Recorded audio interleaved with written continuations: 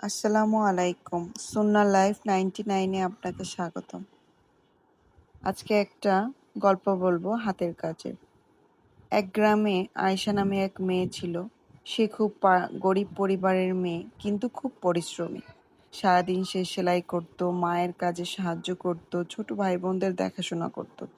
একদিন গ্রামের এক মহিলা তাকে বলল, তুমি তো সারাদিন কাজই করো, ইবাদত কখন করো? আয়েশা হাসলো এবং বলল, আমি যখন পরিবারের জন্য রান্না করি, সেলাই করি, ছোটদের দেখাশোনা করি, আমি নিয়ত করি আল্লাহকে খুশি করার জন্য, তাই আমার কাজই ইবাদত হয়ে যায়।